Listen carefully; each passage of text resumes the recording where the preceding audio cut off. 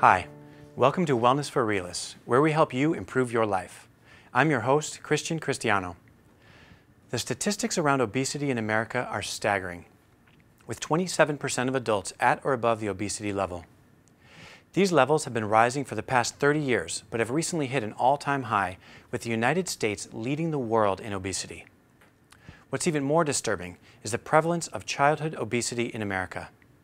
In the past 30 years, obesity has more than doubled in children and quadrupled in adolescents, affecting 18% of all children and 21% of adolescents. And as of 2013, the American Heart Association considers obesity a disease. Research has now proven that people with obesity have a greater chance of many other diseases, such as heart disease, diabetes, gallbladder disease, osteoarthritis, gout, and even breathing diseases like asthma and sleep apnea. They have also proven that depending on where the fat is stored in the body, one can be more apt to disease. If the body holds the fat above the hips, there is greater risk than if the weight is held in the hips and buttocks. Perhaps the most troubling of all is the link between obesity and cancer. We have known for a long time that there is a link between obesity and 9 types of cancer, including breast and colon cancer. And now, there is recent disconcerting studies proving a link between obesity and cancer in patients that were previously in remission. If we are not personally struggling with overweight and obesity, we all know someone that is. This disease can be very difficult to beat, and taking back control can feel like an overwhelming and unbeatable challenge. We want to give you some powerful tools that can be used to overcome or avoid obesity for you or your loved ones. We'll help you understand the root of obesity and what diet and lifestyle choices can be made to help take back control of your body and lose the weight. We hear the words obesity and overweight all too often, but most people don't understand the real meaning. A simple definition of obesity is someone that weighs 20% more than what is considered normal weight for their height. How fat we are is measured by body mass index, or BMI, a simple calculation based on height and weight.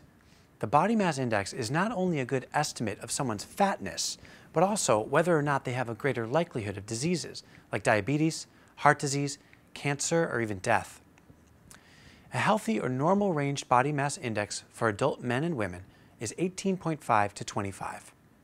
A BMI over 25 and up to 30 is considered overweight, and an over 30 BMI is considered obese. The exceptions in the BMI calculations are pregnant women, frail elderly people, bodybuilders, and chronically ill people. Why is America so fat? The obvious cause for being overweight or obese is taking in more calories than one burns. There are, however, other more complex causes of obesity. Our bodies have a very elaborate system in place involving trillions of cells, all working synergistically. And for certain people, this system simply does not work properly. Research shows that genetics can also play a role in obesity. Then there are eating disorders and medical issues like thyroid problems, anxiety, depression, and menopause. Finally, other factors like hormone treatments, birth control, and stress have also been proven to play a role. There is some good news in all of this. It's possible to treat and beat obesity. Just because someone has a genetic predisposition to something does not mean that those genes have to turn on.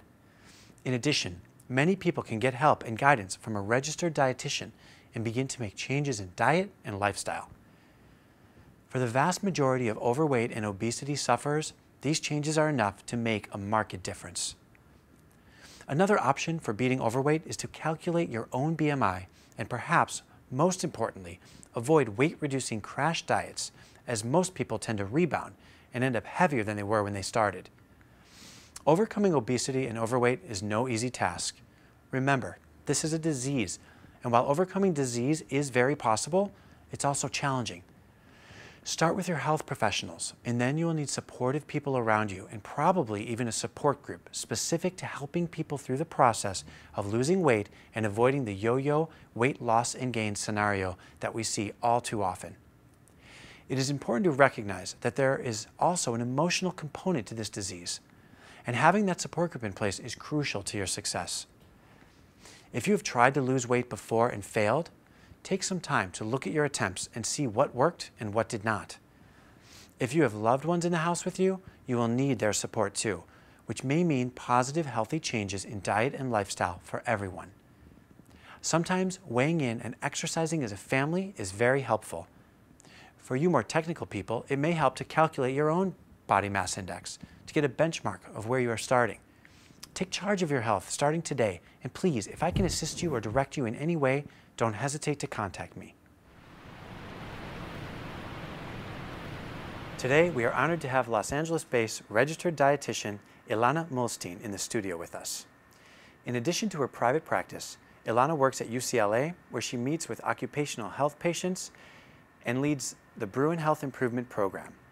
Ilana also acts as a nutrition consultant for companies like Whole Foods Market and Curves. Ilana, thank you for being here today. Thank you so much for having me. I'm glad to be here.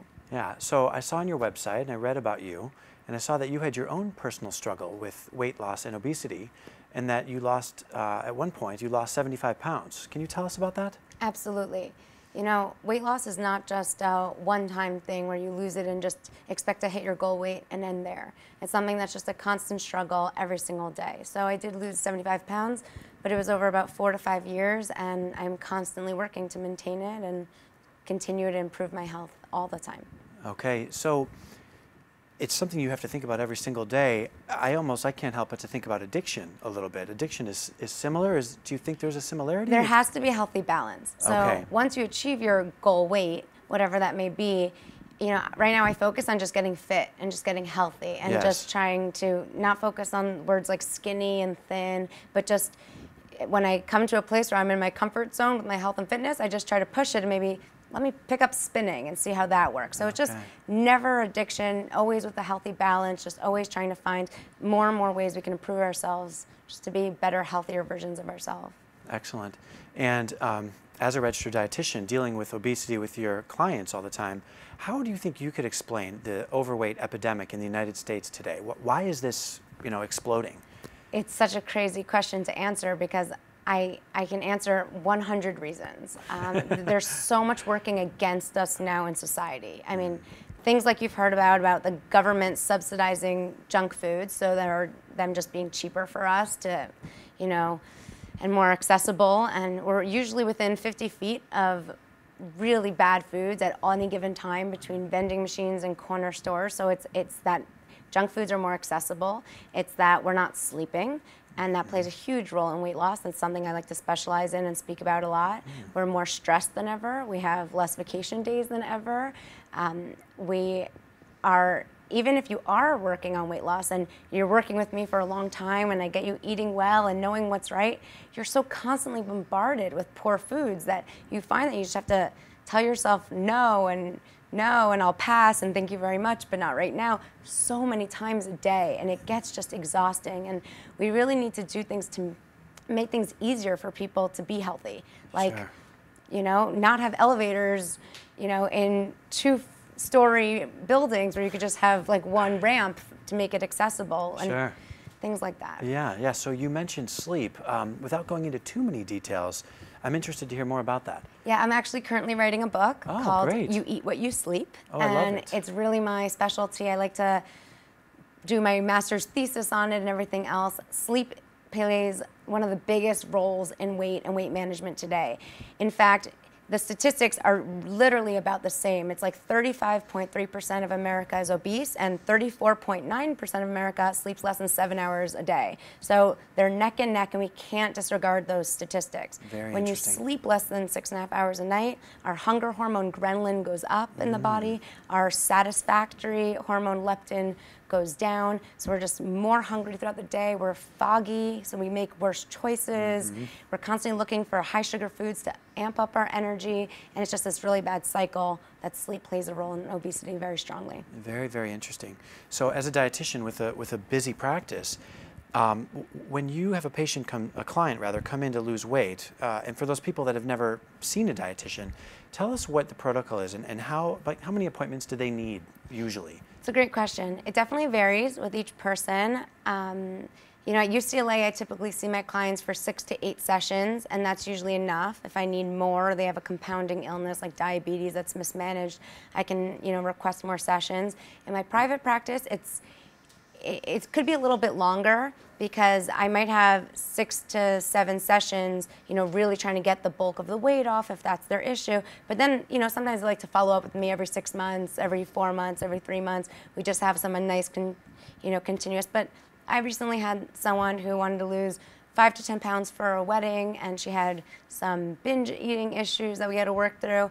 But she was really determined. She was super motivated. She really took advantage of all of our sessions, and we only needed 3 for her to get A-okay on track. Okay, so, yeah, and so that brings up an interesting point. You often hear about women, especially, men sometimes too, that want to lose weight for an event. And once they lose that weight, you also want to keep them fit. So it seems like it would behoove them to continue to see you at least periodically. Absolutely. Right?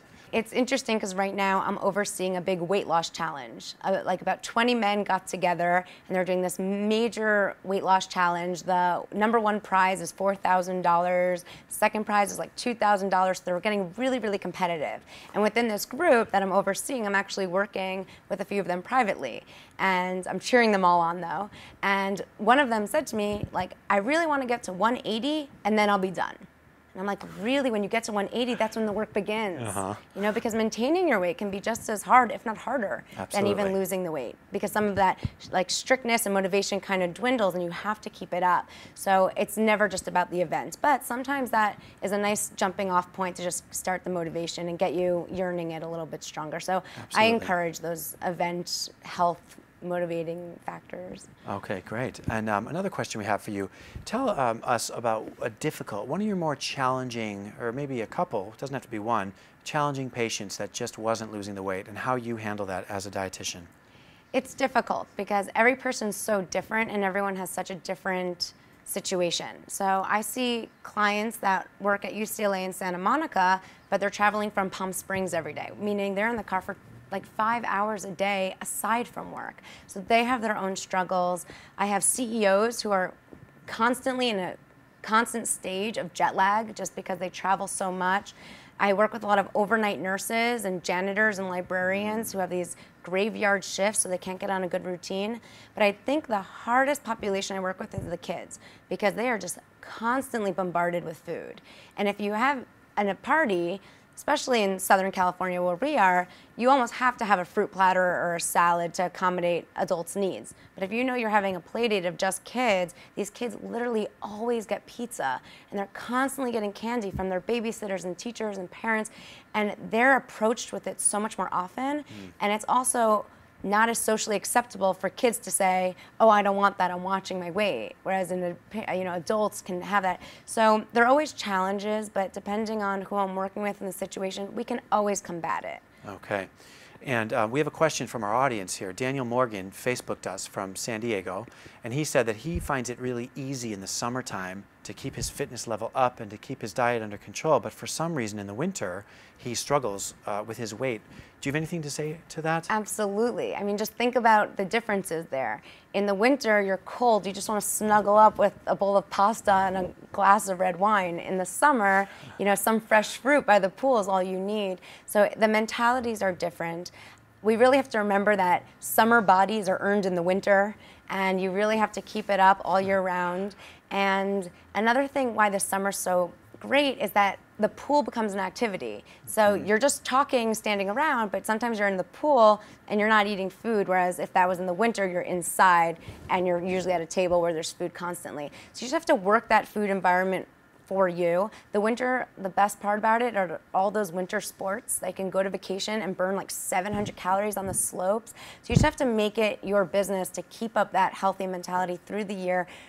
Keep those jeans in the smaller size up in your closet to try on. Keep your bikini out to remember that it's on its way and approaching. Great idea. And you just have to keep your goals set in your mind all the time. Perfect. Very good. Thank you so much for coming in today, Ilana. And please let our audience know how they can find you, okay? For sure. My website is ilanamuhlstein.com, and please find me on Instagram at Beautiful Nutrition. I put up daily motivational tidbits, recipes, healthy ideas, just to keep you constantly motivated and keep those goals in mind. Great. Thank you so much. Of course. Thank you. Thank you. If you feel like you are eating right and exercising and your body is not losing weight, it may be time to go see your doctor to get a physical, just to make sure you're not suffering from any underlying issues. Once you are in the clear, the next step is to find a registered dietitian or nutritionist that can help you towards healthier choices in your diet, exercise, and overall wellness plan. They will also help you to replace any junk food with healthy alternatives. Other more obvious hurdles to weight loss are the empty calories that alcohol and soda offer, along with late-night eating. So start today, and don't forget to reach out on Facebook or Twitter to let us know how it's going. Send us your questions, share your challenges and your successes. We want you to take charge of your health and happiness and to live a long, healthy life. For more Wellness for Realists, be sure to subscribe to us at emPOWERme.tv. Like us on Facebook, follow us on Twitter, and you can find me at acupuncturebychristian.com.